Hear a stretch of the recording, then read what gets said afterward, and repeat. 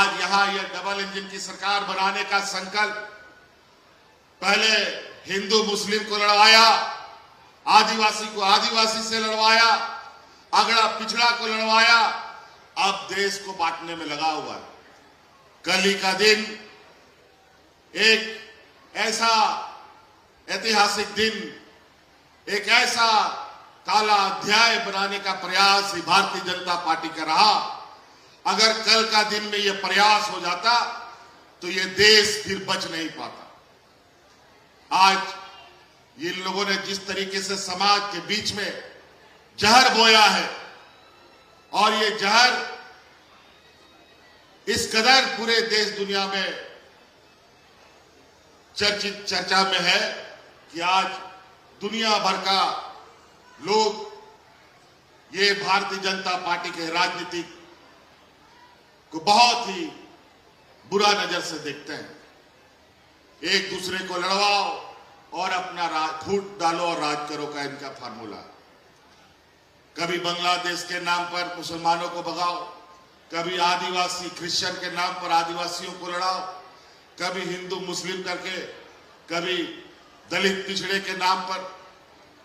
कल एक महिला बिल लाने का बात करते हैं, महिला तो आड़ था, उसके पीछे बहुत बड़ा साजिश देश को तोड़ने का, और महिलाओं का सम्मान का क्या बात करेगा। आज तो इसी के पार्टी में सबसे अधिक जो महिलाओं के साथ अत्याचार करने वाला सांसद और कार्यकर्ता भरे पड़े हैं।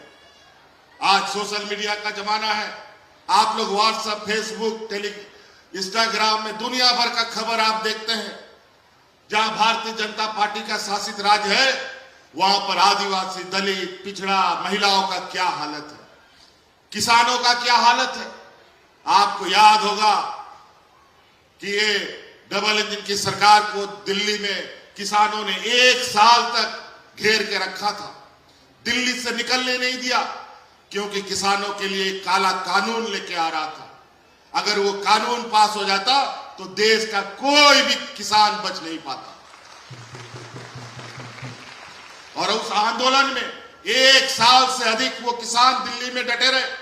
सर्दी आया, बारिश आया, गर्मी आया, तूफान आया, आंधी आया, सब कुछ आया। लगभग 1000 से अधिक किसान उस आंदोलन में मारा गया। तब जाकर के वो काला कानून वापस हुआ था। और हम सब लोग जानते हैं, यहाँ के आदिवासी, दलित, पिछड़ा, अधिकतर लोग खेती बाड़ी और अपना घर द्वार चलाने का काम उसी से करता है, मजदूरी करता है।